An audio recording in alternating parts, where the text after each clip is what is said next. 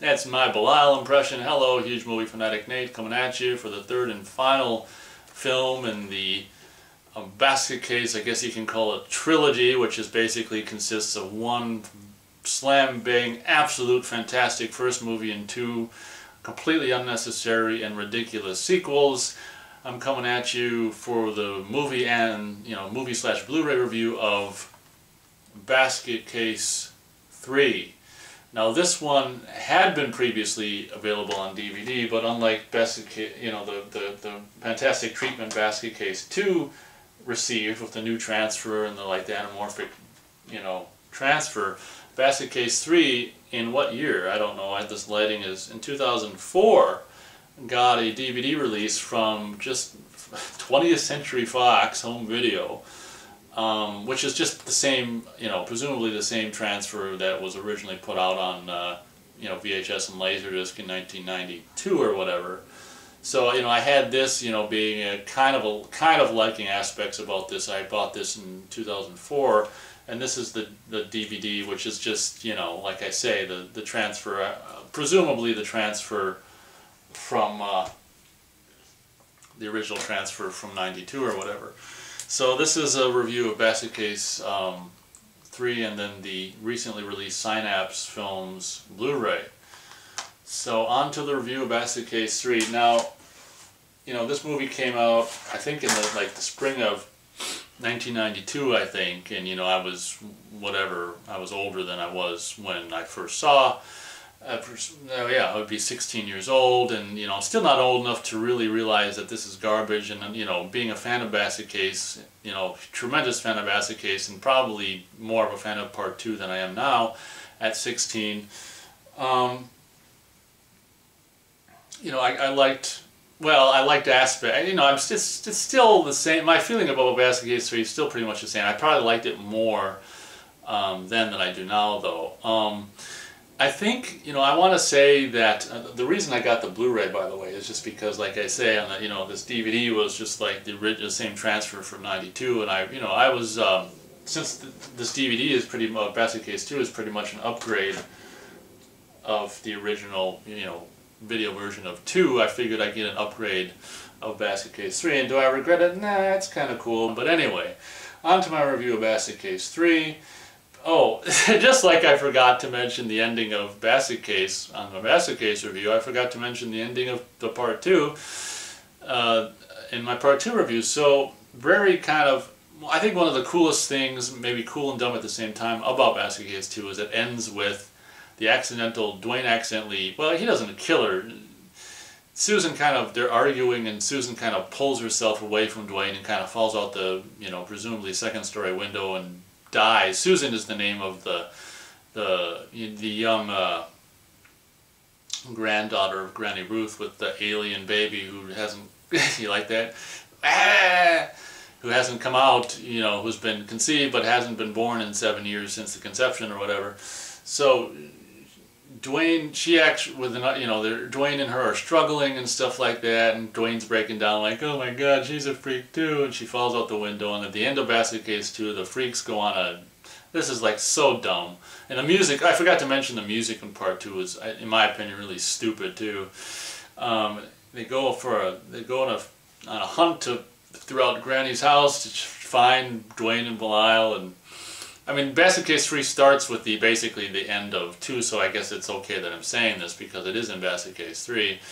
And, oh god, I forgot to mention the whole Eve thing of Part 2, which is okay because, oh my god, I was getting to it and then I got sidetracked. So basically in Part 2, a plot point that I completely forgot to mention because I think it's so kind of ridiculous and I don't know, yeah, is that there's actually a female version of himself by the name of Eve that's always like in this little bed and wrapped in this blanket, and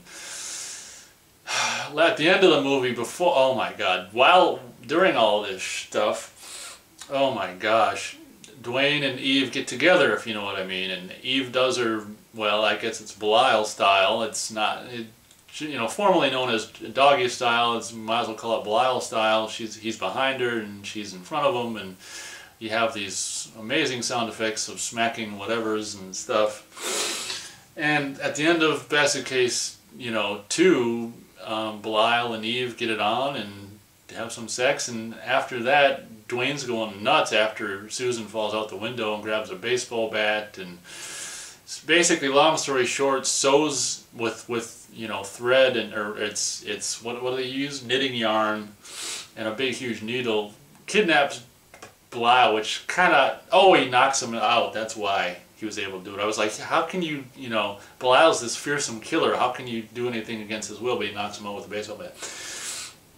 Knocks out Belial and takes him into this room and to find the yarn and needle, and basically sews Belial back onto his side in this kind of cool, nasty, dumb at the same time shot at the end of part 2, where the camera moves in and it's like, hey, it's okay, we're together again. And that's how Basket Case 2 ends, and basically Basket Case 3 starts as well. And then only to, they probably figured at the time that was going to be the last one, like they always do every time they make one of these. And then only to find out that months later, part 3 opens with Dwayne in Granny Ruth's frickin' padded cell, and Dwayne spends like the first, I want to say third of this movie in a straitjacket. It's just like, oh my gosh, and probably because it was cheaper to film in Georgia. Part 2 was actually filmed like around New York as well.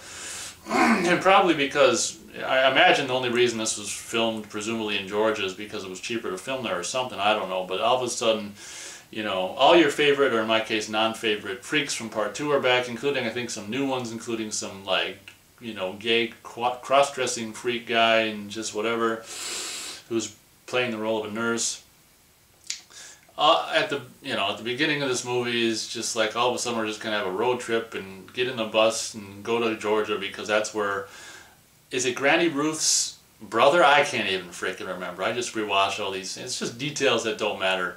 This Uncle Hal, it must be Granny Ruth's brother or whatever, Granny Ruth has been mentioned in part 2 of having this son with 11 arms, or many more arms than normal, who is presumed to have died.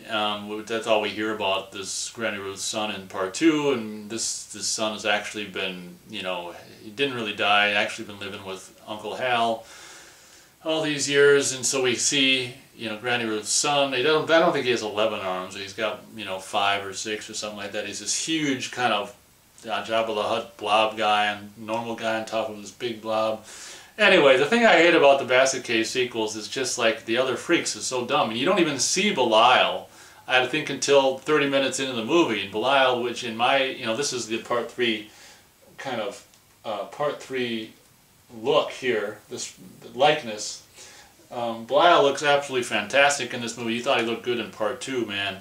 The Belial animatronics in this movie is just absolutely fantastic. And one of the things I really liked about the movie, when I was a kid or 16 when I saw this, because there's really not too much else about this movie to like. So basically, obviously, Belial, having screwed Eve, the female version of Belial, in part 2, this movie's about, Basket Case 3, the progeny, we're going to need to build a bigger basket.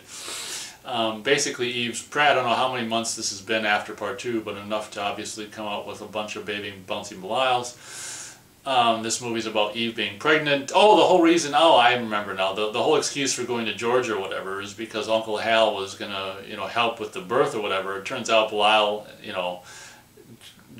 basically attacks Uncle Hal because he's a doctor and he hates doctors, and Uncle Hal doesn't do anything. It's Little Hal, who's the big son of, how do I keep track of all these details? Little Hal is the big, many-armed son of Granny Ruth, and he's called Little when he's like 5 times bigger than Big Hal, and oh my God, or Uncle Hal.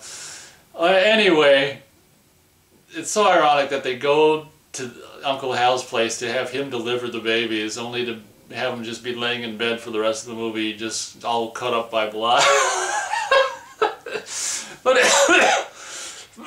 anyway, we see this absolutely ridiculous scene where they have, I can't remember, a dozen, I think, an even dozen of 12 baby Belials come out of Eve, and in a scene that's ridiculous. You thought 2 was ridiculous. This is ridiculous.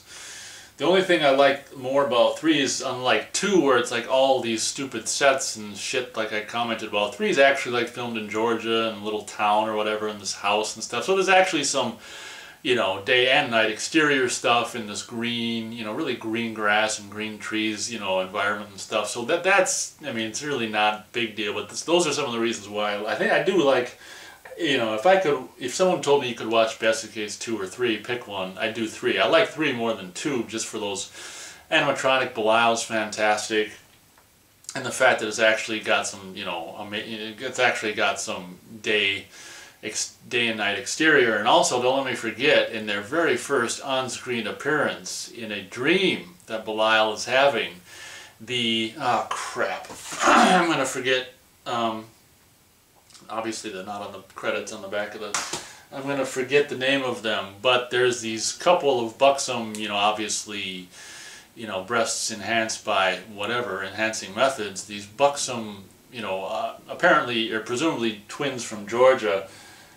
I want to say the Morell twins, who are a pair of, you know, twin girls, we'll just say twin girls that are relatively sexy. I mean, enhanced in my opinion, most likely, but you know, there's really bad tit jobs and then there's better tit jobs, and these are, from what I can see in, you know, Belial's, you know, little basket dream of these 2 women, they ended up with better, you know, enhancements than a lot of women do. So this movie features a scene where Belial's like just being worshipped by these 2 almost naked, I mean they're like in bikini bottoms, but that's it, and you know, topless Morell twins.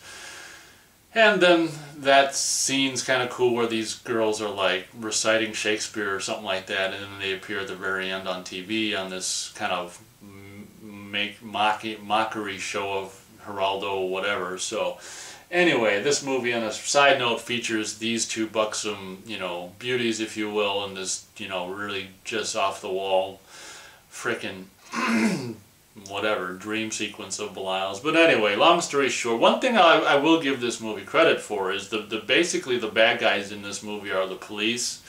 The police get wind of, or 2 of the police get wind of the fact that you know, Dwayne and Belial are held up at Uncle Hal's place, and they get a whiff of this bogus ad that these characters, or this character newspaper guy put out in part 2, which was just this $1 million reward, which is not even a $1 million reward. It's just bogus. They get a wind of this reward in the paper clipping for these 2 Dwayne and Belial Times Square freak twins, and 2 of the policemen actually go to Uncle Hal's place to basically, you know, presumably kidnap and/or kill Belial, and so they can get the, you know, and/or Dwayne, so they can get the reward. Which, so I will give this movie props because it's kind of realistic in the way that the police are actually the bad, you know, bad people in this movie doing bad things, and obviously they're police, so they can get away with it, and there's really no worry in that regard. So they actually, you know, basically sneak in, you know, through an open window. It's always, I don't know why there's movies always open windows. Sneak in through a window at Uncle Hal's place, and they actually kill, spoiler alert, oh man, will you be able to live? They actually kill Eve, you know, the female version of Belial, after she's given birth to 12 baby Belials. And kidnap Belial's not there, and he's in a different room, and kidnaps the baby Belials, takes them back to the police station. Long story short, then Dwayne has to, the movie's about basically Dwayne killing those 2 policemen who they're not killed on camera, because this huge little Hal with all the arms is some kind of genius inventor. Towards the end of the movie, he invents this, what's called, well, I think they only called it, like in Fangoria, Mecha Belial, which is what I call it. It's kind of like a version of the thing Ripley gets in Aliens to you know, to stand up and be more menacing and have these robot arms and a buzzsaw and all this kinds of shit. So using that, we don't even see it fully, we just see like an arm or whatever. We see those 2 cops who perform that heinous act of killing Eve and kidnapping the baby Belials. They're killed, and there's this cool massacre at the police station, which is kind of the scene, you know, the standout scene of the movie, where nonsensical shit, and this big fat guy's cop's head gets turned and his eyeballs pop right out, and it's just like whatever.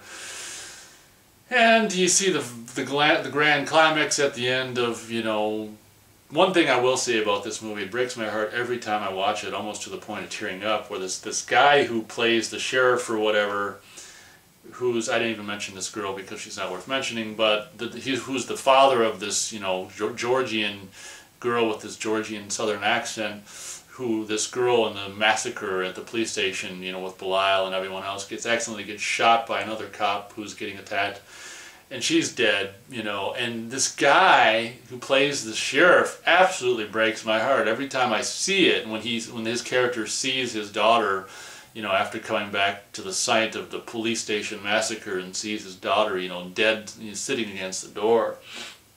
And they do this like zoom out, I think slow zoom out, as he kneels down next to her and, you know, embraces the dead body. And it's just like holy shit, this whole movie is absolutely bogus. And all of a sudden, for this brief amount of time in this shot where it's pulling out slowly, it's like completely 110% serious, and it's just like, oh man, it's just way too, yeah, it really gets me every time. It's just like the guy's performance, you'd think that he's actually seeing, you know, he's actually seeing his dead daughter. I mean, it's so freaking, that's profound. I mean, it's just, it's really, it slaps you in the face when, you know, in this movie that is 90 minutes of otherwise just nonsense, and you see a scene like that. But anyway, at the end of the movie is just like a trade for, you know, you give me Belial and I'll give you the babies back. Anyway, it's just anticlimactic scene. I liked it when I was a teenager, but now it's just like, whoa, it's nothing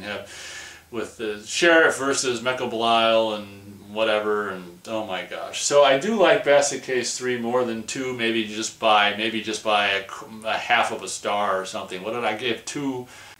I think I gave Basket Case 2 1.5 stars. So I'm going to give this 1 3/4 of a star out of 4 stars. Basket Case 3. It's mostly bogus in my opinion. Unfortunately, you know, Morel twins kind of make up for it a little. I mean, on Blu-ray you can like pause it and slow-mo it and stuff like that, so that's cool. But other than that, I mean, you don't even see Belial until like 30 minutes in the movie. On to the review of the Blu-ray. I mean, there's not much to say. It's a new high definition transfer. The transfer is fantastic. Obviously, it's matted 185. You're losing information that you've seen. You know, you spent up until this point seeing it on top and bottom, but whatever. But anyway, it's under. I would imagine that with part 2 and 3, they framed them in a way to, you know, actually be presented this way. So, but regardless. All it's got as a special feature is original theatrical trailer, which is kind of goofy. It gives away the whole movie completely and totally gives away the whole movie. This is so all it is original theatrical trailer and a new high definition transfer. What's it say? Synapse Films is proud to present Basket Case 3, the progeny, in a beautiful high definition transfer from original 35-volt materials. This is like newly commissioned artwork, and then you have the option, if you so choose, to do something that is much more along the lines of the original artwork. I like this artwork a lot more, but in the VHS and Laserdisc release of the early 90s, it didn't feature the freaks in the kind of silhouetted or their back top lid in the background. It just featured the, you know, the basket baby thing. So I don't like the fact that you got the other freaks in that shot, but so I'm actually probably going to keep it the other artwork because I don't like those freaks and I don't like to be reminded that they exist at all. And then it's just the same back. One thing that I think is dumb about this particular release is look at the disc itself. Look at this stupid, it'd be really, really cool except for this stupid Blu-ray stripe. Look at that. That stupid stripe coming up with Blu-ray. The disc would be cool without that. That's just lame. So so there you have it. Basket Case. You like my tone? There you have it. Basket Case 3. movie and Blu-ray review. This is my part 3 likeness Belial. I show you, there's actually, I feel free, you've probably already seen the review of part 1, but you can see that I actually drew a back on them as well. And another thing I did out of cardboard in the spring, 1991, was I did a cardboard version of Mecha Belial, which I'm going to show you on here. I actually made a cardboard version, or just of a just the part where Belial sits in, because I was just, I liked that back when I was 16. Apparently, I liked that enough to make that. So I actually made this part 3 likeness Belial able to obviously perfectly fit into that, the control panel area of the Mecha Belial robotic monster part, as you see right here. So that's kind of cool, just nerdery, fandomness stuffery. So anyway, I guess that pretty much does it for my review of Basket Case 3, The Prodigy. Luckily they stopped making these, and they should have done that before they made 2 and 3, but alas they didn't. So I guess that pretty much does it. Thank you very much for watching this review, and as always, I'll catch you on the next movie review.